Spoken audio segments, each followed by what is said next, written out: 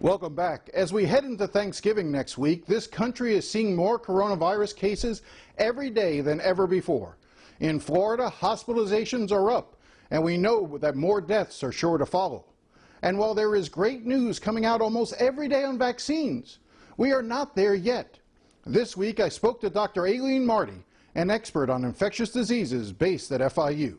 The nation is absolutely heading in the wrong direction with this pandemic, and there continues to be an unfortunate large percentage of people who have elected not to follow simple public health measures that can protect them and others. And as long as we can't figure out how to move forward with this and get everyone to realize that if we want an open economy, if we want to succeed against this pandemic, there are really minor things that all of us should be doing so that we can move on with our lives, and that we need to do this, especially now when we're so close to the finish line of having a good, safe, and effective vaccine and ever better pharmaceuticals to deal with people who are ill.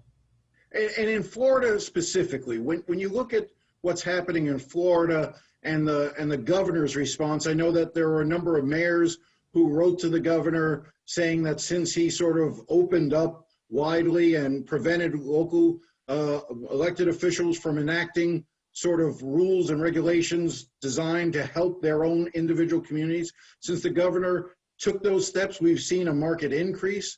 What needs to happen at the state level, and what's your concern here in South Florida in particular? My big concern is if Florida gets back into a level of numbers of cases that our healthcare system gets overwhelmed.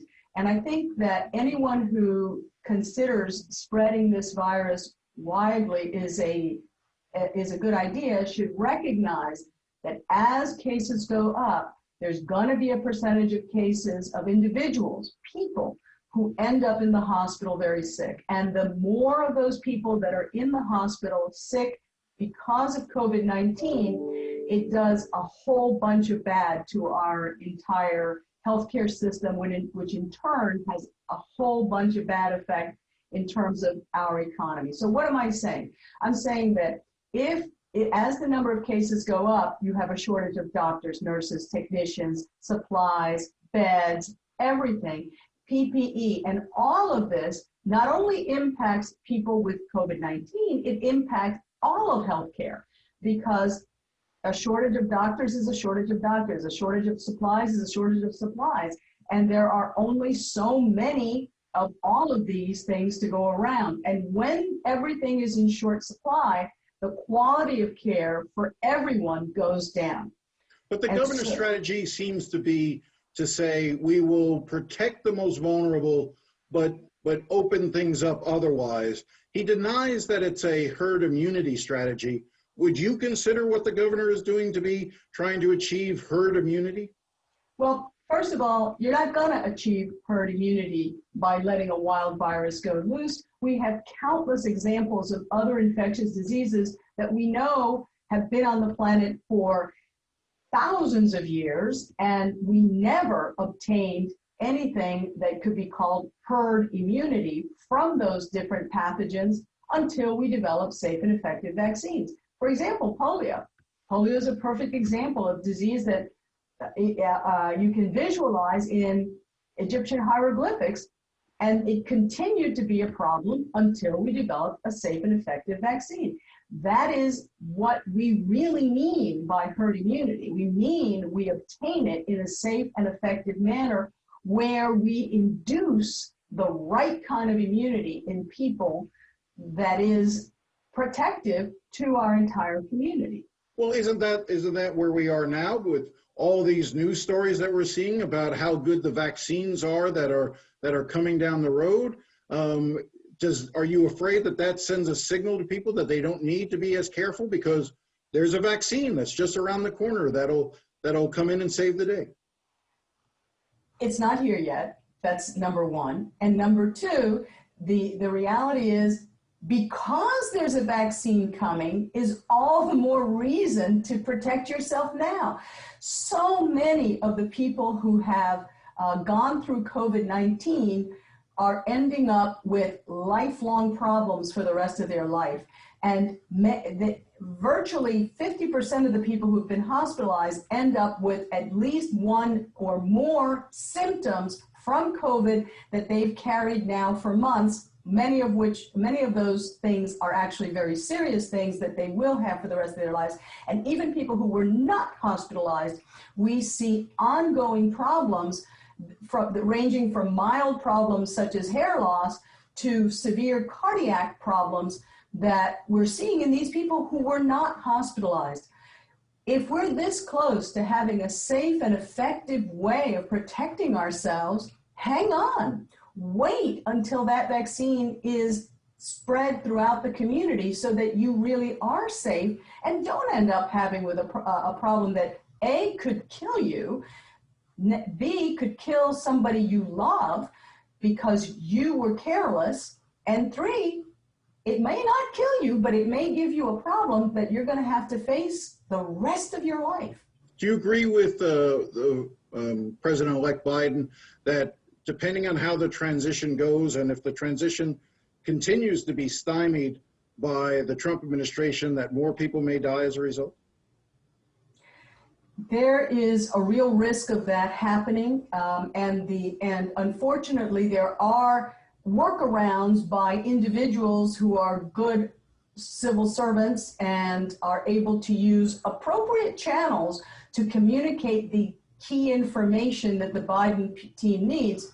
For example, Kamala Harris having access to classified information should facilitate some of the crucial information, because we can put up a team of experts. Anyone can put up a team of really good experts. There's so many in the United States. We train some of the finest public health experts, some of the finest physicians and scientists, and you can create an equivalent team. You just need the true and accurate data.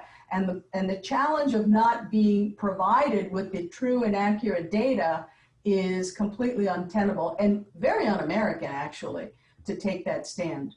Well, speaking of data, I'm assuming you probably had a chance to look a little bit at some of the information coming out with regard to the various vaccines.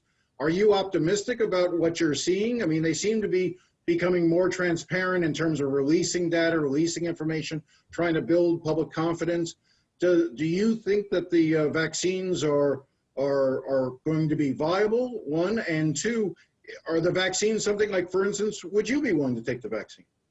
So there are currently 3 vaccines that have announced important information about their studies: the AstraZeneca vaccine, which is the Oxford vaccine, the BioNet vaccine, which is the Pfizer vaccine, and the Moderna vaccine, which is a collaboration with the National Institute of Health, the NIAID part of the National Institute of Health. So they all have very promising data. The most promising data comes from the 2 messenger RNA vaccines, which are utilizing a fascinating and brilliant new technology that gets just a teeny tiny portion of the virus's messenger RNA safely into human cells. And within those human cells are receptors that recognize that it's there and start alerting the entire immune system and presenting it in such a way that's very effective. As we head into Thanksgiving now, what message do you have for folks who are just so tired of these lockdowns and just want to spend some time with family? What's your warning to them? Anytime that you get together with people, especially if it's an indoor space that's poorly ventilated and people have their masks off and they're coming from different households, you're asking for a potential really high-risk situation. And it's not safe right now. It's simply not safe. And if we can just be safe, just for a few more months until we have these safe and effective vaccines, our long-term health individually, for our economy, for our communities, and for our nation will be infinitely better. Just hang on a little bit of sacrifice. If you really want to get together, please do it outdoors. Please figure out how to have people from different households in different tables that are properly spaced apart. Please use hygiene. Please use masks when you're not sitting at the table eating or drinking. We'll be right back.